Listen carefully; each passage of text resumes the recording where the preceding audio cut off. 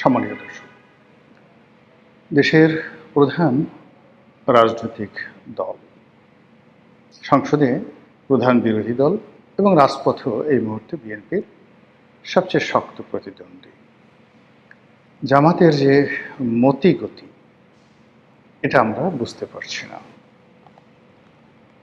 স্বয়ং প্রধানমন্ত্রী তাদেরকে গুপ্ত শক্তি হিসেবে নানা রকম, যাকে বলা হয় টিটকারি এবং নানা রকম বাক্যবান্তি নিয়ে ছুড়ে দিচ্ছেন। আবার তারা যে কোনো কাজ করতে পারে, তাদের পক্ষে যে কোনো কর্ম করা সম্ভব। ইতিমধ্যে বাংলাদেশে এরকম একটা পরিবেশ পরিস্থিতি, এরকম একটা ভাবমূর্তি তৈরি হয়ে গেছে। এটা যেভাবে সত্য, আবার একই সঙ্গে বিএনপির ভেতরে এবং বাইরে একটা বিশাল শ্রেণী রয়েছে যাদের বিশ্বাস যে জামাত আসলে কিছুই করতে পারে না। জামাতের যে ক্ষমতা, সেই ক্ষমতাটা হলো একটা, যাকে বলা হয় ফুলিয়ে ফাঁপিয়ে দেখানোর মতো একটা ক্ষমতা। যত বর্ষণ করে তত গর্জন করে না, বা যত গর্জন করে তত বর্ষণ করে না। এই যে প্রবাদ বাক্য, এই প্রবাদ বাক্যটির সঙ্গে জামাতের ভীষণ রকম মিল আছে। আপনারা জানেন যে 2013 এবং 2014 সনে সরকার বিরোধী প্রবল আন্দোলন হয়েছিল আওয়ামী লীগের বিরুদ্ধে জামাত এবং বিএনপি। ঠিক ওই সময়টিতে বিএনপি কায় মনোবাক্যে নির্ভর করেছিল জামাতের উপর, তাদের সাংগঠনিক ক্ষমতা, এবং তারা মনে করতো বিএনপি ওই সময় যে সারা বাংলাদেশে তাদের যে ক্যাডার ভিত্তিক রাজনীতি আছে, তাদের যে অর্থ আছে এবং আরও অনেক ক্ষমতা আছে, সেই ক্ষমতা দিয়ে 2014 সনে যে নির্বাচনটি হলো, সেই নির্বাচনটি মূলত তারা ঠেকিয়ে দিতে পারবে। সেই নির্বাচন ঠেকানোর জন্য যা কিছু করা দরকার বিএনপি করেছে, কিন্তু তার সঙ্গে সঙ্গে তাদের নির্ভরতা ছিল জামাতের প্রতি। এরপরে যখন আবার আওয়ামী লীগ সরকার ক্ষমতায় এলো, তারপর আরেকটি জ্বালাও পোড়াও হলো। সেই জ্বালাও পোড়াও আন্দোলনের নেতৃত্বে ছিল মূলত জামাত। বেগম জিয়া তখন জীবিত এবং তিনি সর্বান্তকরণে বিশ্বাস করতেন যে জামাত কিছু একটা করতে পারবে এবং তাদের সেই ক্ষমতা আছে। আপনারা জানেন যে দীর্ঘদিন ধরে অবরোধ চলছিল। সেই অবরোধের পর্যায়ে সারা বাংলাদেশে কি না হয়েছে, এবং আওয়ামী লীগ অত্যন্ত স্মার্টলি সে বিষয়গুলো হ্যান্ডেল করে পরিস্থিতি স্বাভাবিক করার চেষ্টা করেছিল এবং একই সঙ্গে জামাতকে আর বাড়তে দেয়নি। ফলে 2016, 17, 18 এই 3টি বছর জামাতের জীবনে সরকারের পক্ষ থেকে রীতিমতো একটি, যাকে বলা হয় সুনামি নেমে এসেছিল। একে তো যুদ্ধাপরাধের বিচার নামে জামাতের যারা কর্তা ব্যক্তি তাদেরকে ফাঁসিতে চড়ানো হয়েছিল। অন্যদিকে যারা জামাতের ফাইন্যান্সার ছিলেন, ডোনার্স ছিলেন, সেটা মধ্যম স্তরের বা প্রান্তিক স্তরের দোকানদার থেকে শুরু করে একেবারে সর্বোচ্চ পর্যায়ে যারা ইন্ডাস্ট্রিয়ালিস্ট, সবাইকে সরকার টার্গেট করে। তাদের ব্যাংক, বিমা, দোকানপাট, তারপর অফিস, আদালত, সব জায়গাতে সরকার হানা দেয়। ফলে পুরানা পল্টন, মগবাজার, পুরনো ঢাকা, গুলিস্তান, এ সমস্ত এলাকাতে যে সকল মার্কেট আছে, সেখানে জামাতের অনেক ব্যবসায়ী ছিল, ছোট ব্যবসায়ী, সমবায়ের ভিত্তিতে ব্যবসা প্রতিষ্ঠান পরিচালনা করা সহ আরও অনেক কিছু। সরকারি নজরদারি, সরকারি হামলা, সরকারি মামলার কারণে তাদের সকল ব্যবসা প্রতিষ্ঠান, এমনকি ছোট একটা জুতার দোকান কোনো জামাতের মালিক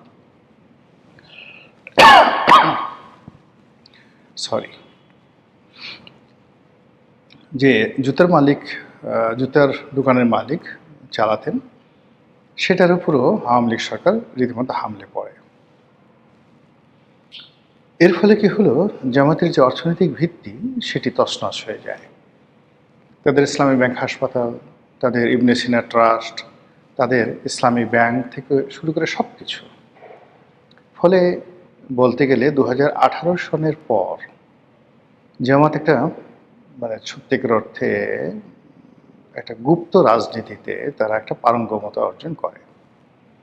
সরকারের সাথে কোনো কন্ট্রাডিকশন না গিয়ে, কোনো কনফ্লিক্টে না গিয়ে সরকার যা কিছু করছে ওটাকে মেনে নিয়ে বিকল্প পন্থায় বা পদ্ধতিতে তারা শক্তি অর্জন করতে করতে দেখা গেল শেখ হাসিনা যখন একেবারে ক্ষমতার শীর্ষে পতনের আগে আগে তখন ছাত্রলীগ, যুবলীগ, আওয়ামী লীগ, প্রধানমন্ত্রীর কার্যালয়, সচিবালয়, বিচার অঙ্গন, এমনকি সেনাবাহিনীর মধ্যে জামাত এবং জামাত মাইন্ডেড যারা লোকজন তাদের যে বিস্তার এবং বিস্তৃতি ব্যাপকভাবে তারা ঘটিয়ে ফেলল। এবং তারা শুধুমাত্র এখানে ঘটানো থেকে শুরু করা নয়, দেশের রাজনীতি, অর্থনীতি, সমাজনীতি, পত্রিকাগুলো, সংবাদপত্র সব জায়গাতেই তাদের একটা প্রচ্ছন্ন প্রভাব তৈরি হয়ে গেল। এর প্রেক্ষিতে যখন শেখ হাসিনার পতন হলো, সঙ্গে সঙ্গে ডক্টর ইউনূস যে ক্ষমতায় এলেন তাকে সব রকম লজিস্টিক সাপোর্ট দেওয়ার মতো মেশিন অ্যান্ড মেশিনারিজ অথবা যে ধরনের মেধা দরকার, প্রকল্প দরকার, লোকবল দরকার, সব কিছু নিয়ে জামাত বন্ধুত্বের যে হাত বাড়ালো ডক্টর মোহাম্মদ ইউনূস, তিনি মনে করলেন এই বিপদের দিনে এটা তার জন্য একটা বিরাট সাহারা বা সহায়। তো জামাতের সেই সহায় এবং সহযোগিতা নিয়ে ডক্টর মোহাম্মদ ইউনূস বেশ কিছুদিন ভালোই চলছিলেন। কিন্তু সমস্যা হয়ে গেল, সারা বাংলাদেশে চাঁদাবাজি, একের পর এক মব ইত্যাদি কারণে পুরো পরিবেশ পরিস্থিতি সরকারের নিয়ন্ত্রণের বাইরে চলে যায়। এবং ঠিক ওই সময়টিতে জামাত হয়তো ডক্টর মোহাম্মদ ইউনূসকে অনেক বুদ্ধি দিয়েছেন, পরামর্শ দিয়েছে, কিন্তু তারা মানে আইদার সরকার অথবা জামাত তারা প্রশাসনে, জনমত গঠনে এবং দেশের মানুষকে সরকারমুখী করে রাখা অথবা ডক্টর মোহাম্মদ ইউনূসের প্রতি বিশ্বস্ত রাখার ক্ষেত্রে কার্যকরী ভূমিকা পালন করতে পারেনি। এর ফলে কি হলো, ডক্টর মোহাম্মদ ইউনূস ভয় পেয়ে গেলেন। ভয় পেয়ে তিনি বিএনপির সঙ্গে একটা সমঝোতায় এলেন, যেটি আসলে ডক্টর মোহাম্মদ ইউনূসের যে লন্ডন বৈঠক হলো সেই লন্ডন বৈঠকের আগে কল্পনা করা যেত না। তিনি লন্ডন থেকে ফিরে এসে মোটামুটি রাতারাতি 180 ডিগ্রি অ্যাঙ্গেলে তিনি উল্টে গেলেন। ঠিক সেই সময়টাতে ডক্টর মোহাম্মদ ইউনূসকে নিয়ন্ত্রণে রাখার জন্য জামাত মাঝে মধ্যে হুঙ্কার দিত, বড় বড় কথা বলতো এবং তাদের যে সকল প্রক্সি টিম ছিল রাজনীতিতে, যেটা এখনও আছে, সেই প্রক্সি টিমের মাধ্যমে তারা নানা রকম বিভ্রান্তি তৈরি করা শুরু করলো। তারা কখনো জোট করলো, রাজনৈতিক জোট, কখনো বিএনপির একেবারে কিচেনে, রান্নাঘরে তাদের নিজেদের লোক ঢুকিয়ে দিল এবং সেই লোকগুলো এখনও আছে। এরপর রাজনীতির ময়দান গরম করার চেষ্টা করলো, ডক্টর ইউনূসকে আবার বাগিয়ে আনার চেষ্টা করলো, কিন্তু আসলে হলো না। অবশ্য হতে পারতো যদি যেটা উসমান হাদির যে হত্যাকাণ্ড, এই হত্যাকাণ্ডটি না ঘটতো আর হত্যাকাণ্ডের পরবর্তীতে প্রথম আলো ডেইলি স্টারে আগুন লাগানো থেকে শুরু করে জামাতের যে সকল পেইড এজেন্ট রয়েছে দেশের বাইরে, তারা জামাতকে বেশি উপকার করতে গিয়ে সে সকল ইউটিউবাররা, সে সকল ফেসবুকাররা তারা পুরো দেশটাকে এতটা উত্তাল করে তুলল এবং জামাতের দীর্ঘদিনের যে একটা নরম সরম একটা ভাবসাব ছিল, সেই ভাবসাবকে রীতিমতো একটা উগ্রতায় তারা পরিণত করে ফেললো এবং জামাত মুহূর্তের মধ্যে একটা বন্ধুহীন দলে পরিণত হলো। ঠিক সেই অবস্থাতে যখন বিএনপি ক্ষমতায় এলো বা বিএনপি নির্বাচনে আসার ঘোষণা দিল, নির্বাচনের আসলে রেজাল্টের আগের দিন পর্যন্ত জামাত এবং তাদের যারা লোকজন আছে তারা কিন্তু একটা ভাইব তৈরি করে রাখতে পেরেছিল।